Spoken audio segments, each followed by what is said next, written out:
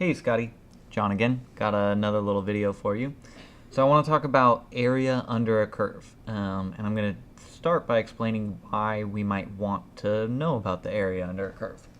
So let's imagine for a second that you have a plot right here of someone's speed versus time, right? So they start off just traveling, let's say, in a straight line.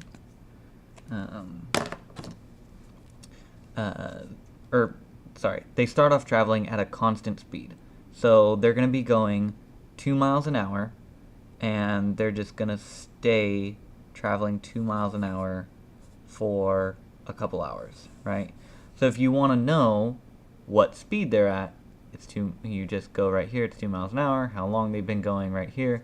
But let's say you wanted to know how far total they've gone, right? Well, so if you take speed, which is miles per hour, and you multiply that by the number of hours, that's going to tell you the distance, right? Because the hours will cancel out and you'll be left with miles. So what we can do is we can just say someone's been traveling at 2 miles an hour for 1 hour. So if they've been going for 1 hour, then they will have been going 2 miles an hour for 1 hour. That's 2 hours, obviously. And that would be the area under this curve. So you've got a square that's 2 by 1, or a rectangle that's 2 by 1, so the area is going to be 2. Well, if they've been going for 2 hours, if they're right here, if they've been traveling 2 miles an hour for 2 hours, they've gone 4 miles, and that's going to be the area under this curve, right? So you're going to have a square now that's 2 by 2, and that will be, so the area of that square will be 2 miles an hour by 2 hours, and you'll have essentially 4 miles out here. So you can see how that keeps going. So if you want to know how far someone has gone, and you know their speed and you know the time, you can figure that out, right? Their speed times their time is going to give you their distance. But let's say, what would you do if someone's speed was changing over time, and it looks like this?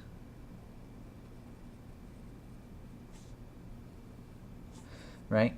So now their speed is increasing as time goes on, so we can kind of figure this out just by looking at it. So in their first hour, they've gotten up to 1 mile an hour, right? In the second hour, they've gotten up to about 2 miles an hour. So in this first hour, this is just the area under this triangle, so we just do the same thing we did with the square. So the area under this triangle is just half of the square, obviously. So it's just going to be, it's going to be 1/2 of this. So you'll have this triangle right here.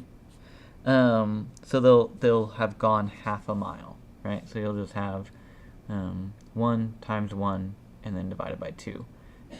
Here, after 2 hours, they will have gone this far. So you'll have 2 by 2, and then, so that's 4, but you divide that in half because it's a triangle. So they will have gone 2 miles, right? Because they'll have 2 by 2 divided in half. And then you can see how that would keep going, right? Also notice this point where they cross is, well, that's going to be important later. But anyway, so here they've gone 2 by 2 divided in half. So that's going to be 2 miles that they've gone. And you can keep going with that. So then the point where this becomes interesting is you say, okay, well, what happens if their speed isn't just a straight line like this, or an increasing straight line like this? What happens if their speed changes a lot over time? What if their speed looks like this, right? How do we figure out how far they've gone when their speed looks like this? We can pretty well assume that it's still going to be the area under this curve, But how do we figure out the area under this curve? It's not a line, it's not a triangle, it's not some easy shape that we can do. And so there are two different approaches that you can take for that. The first, the one that came out originally, and the one that is sometimes more difficult to put together, is the idea of a Riemann sum. So basically you approximate little squares or little triangles or little polygons under this curve and slightly over that curve, and you take the average and you add things up like that, and you get an approximation, but it's not exact. The other way you can do it is with an antiderivative or an integral. So the idea of an antiderivative, again, is you say what is so when you take the derivative, you say what is the slope of this line, and when you take the antiderivative, you say what function gives me this slope, right? So with this one, the how do I want to say this? Okay, so with here, this slope is 0, right? There's no change to this line. It's just a straight line. So the derivative of that would be 0. But then if we take the integral of that, if we say what integral will give us a straight line, if we take the integral, we're asking what function has a derivative that's a straight line, right? So then you're asking, so this means, this is the antiderivative, right? So you're asking what is the function of this line right here. So what is the function, that gives us the slope of 0? I don't want to say that though. Okay, so here, I was going to try and get to this later. But, okay, so this function, right, if you look at their speed over time, this f of x equals 2, right? No matter where you go, f of x equals 2. And so you're right there. So right here, we're going to take the integral of 2 with respect to x. And when we take the antiderivative, remember, we're going to get 2x, right? And you're going to get plus c normally, but we're actually going to take an exact integral, so you don't get plus c. But okay, so let's say that let's just say for now we're going to go from 0 to 2, and we'll get back to that later. So then if we want to know the area under this one, right, then we would ask the integral from 0 to 2 of, what is the slope of this? The slope of this is x, right? Or the function is just f of x equals x. F of x equals x. So we're going to take the integral of this function, f of x equals x. So we're taking the integral of x with respect to x. And then for this last one, we're going to take the integral of x squared with respect to x. Again, we're going to go from 0 to 2. And so what happens is you'll find out that all of these, when you take the integral, it gives you the area under the curve. If you add up, so essentially what you're doing is you're adding up the function from this first point 0 to the last point 2. So as you add up the function over time, that is another thing that the integral does. So here we have the integral from 0 to 2 of 2 dx equals 2x. So just a reminder, so like when we were over here, right, this is the whole idea of you go from the f prime over to f of x. So here if we had 2 and we took the antiderivative of that, we would get 2x, right? So the derivative of 2x is 2, the antiderivative of 2 is 2x plus c, unless you're taking an exact integral. So derivative of 2x plus c is 2, antiderivative of 2 is 2x. So, going back over to here, so you take the antiderivative of 2 with respect to x, and you get 2x, and then we're going to put this little sign that means evaluated from 0 to 2. And so then you just plug that in, so you get 2 times the first x, which is 2, minus 2 times the second x, which is 0, and that is going to be 4 minus 0 equals 4. Okay? So for the second one, we do the same thing. So you take the antiderivative from 0 to 2 of x with respect to x. So again, if you're looking over here, if we had x as our f prime, and we take the antiderivative, coming over here, we would get 1/2 x squared, right? So you take x, you want to raise it to the power, so you come over here and you raise it to the power, but then you need to divide by the new power. So if you took 1/2 x squared, if you took the derivative of this, you would get 2 over 2x, and that would come over here to be x.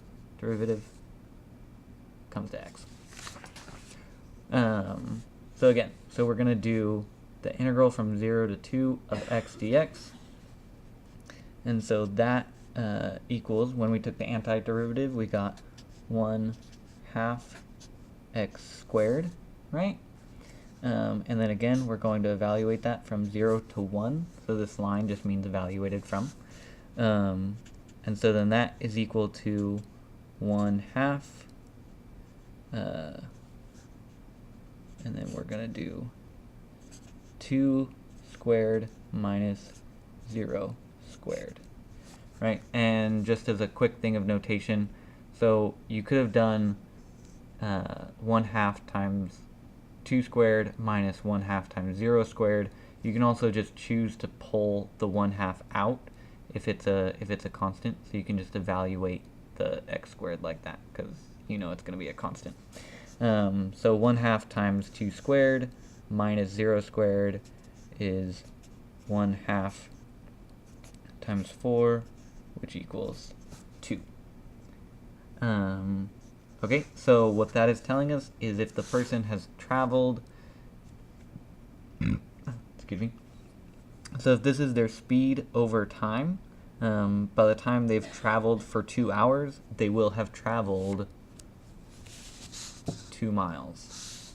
This top one is telling us that this person who is traveling for 2 miles an hour, because that's their original function, right? Their speed, their f of x was 2, just constant 2 miles an hour. Once they've traveled for 2 hours, so their time has gone from 0 to 2, right? So here time is on the x-axis, and so your limits are 0 and 2. So they've gone from 0 to 2, so they've gone 4 miles, okay? So just looking back, that's what we're working on. So then this person, the more complicated one, so if someone's speed, if their speed function is x squared, right? So this blue function, their speed over time is x squared, and we want to know how far total they've traveled in the first 2 hours. So from 0 to 2, we would say the antiderivative of x squared, or the integral of x squared, is going to be 1/3 x cubed, right? So remember, again, you have to put the 1/3 down there, because if you take the derivative of this to get x squared, you'll get 3 over 3 x squared, right? So that'll be 1x squared. So you'll get 1/3 x squared evaluated from 0 to 2, and again, that's going to be 1/3 times times 2 cubed minus 0 cubed, and that's going to be 1/3 times 8, which is 8 over 3. So this person, by the time they get to 2 miles, they will have traveled 8/3 of a mile, right? So their speed was x squared, their time was 0 to 2, and these are called the limits of the integral. So you're going from 0 to 2, from time equals 0 to time equals 2. So you're going from here to here on the map for all of them. So the first person traveled a total of 4 miles, second person 2 miles, last person 8 over 3 miles. So that is the other thing the integrals do. They allow you to take the area under a curve, and when you take the area under a curve, it sums up. It's the sum of all of these things under here. So that is kind of why people want to take the area under a curve. So that's kind of the overarching big picture. Those are the two things you do with integrals. You use them as the antiderivative to find the original function again. And this is an indefinite integral, right? So this is where you add like the plus c or something like that. And then the definite integral is the one where you have actual limits on here. So if you wanted to know, so for example, if you just said the integral of x squared dx equals 1/3 x cubed plus c. So if you don't have limits on here, if you just have what is the antiderivative of x squared with respect to x, that's when you put 1/3 x cubed plus c, because this is asking what function will give me a derivative of x squared. And so that's why you have to put c on there, because remember, like we said, you can have this whole family of functions kind of a thing. When you have limits, so if it looks like this, 0 to 2 x squared, you still get the same result. You still get this 1/3 x cubed, but you actually evaluate it from 0 to 2.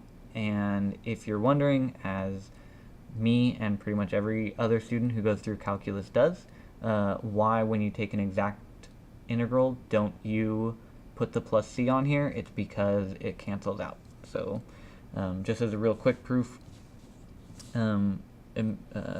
so if you do put the plus c on here like this, right, if you were to evaluate this from 0 to 2,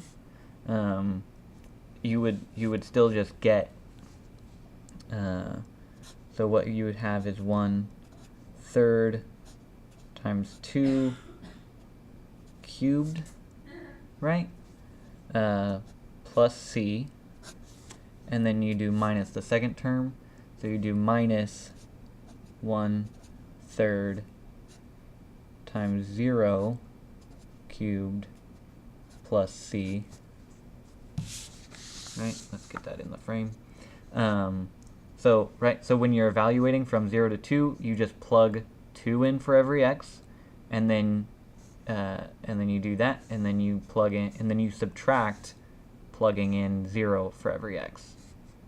I said that unclearly, but you plug 2 into this equation, and then you subtract 0 from this equation. So you get 1/3 2 cubed plus c minus 1/3 0 cubed plus c. So you can see if you so if you add in the c's, the constants, like you would for a normal just antiderivative, then you have this plus c here and minus positive c over here, so they cancel out. So when you're doing this, essentially you just leave the constants out because they're going to cancel out anyway. But yeah, so indefinite integral, definite integral. Indefinite, definite. Definite has limits on here. You evaluate from 0 to 2. Indefinite has nothing on here. You just get this function, and then you're done, because indefinite doesn't have these on here. Okay, so that's the overarching thing. I'm trying to think if there's anything else I want to explain. But yeah, feel free to call me if you have any questions and let me know. That's the general idea. As far as solving specific integrals, I'll try and get to a few examples tomorrow, so I can kind of show you how they're done, and hopefully this helped out with giving you the general idea of what an integral is and how it works and why you use it. Okay,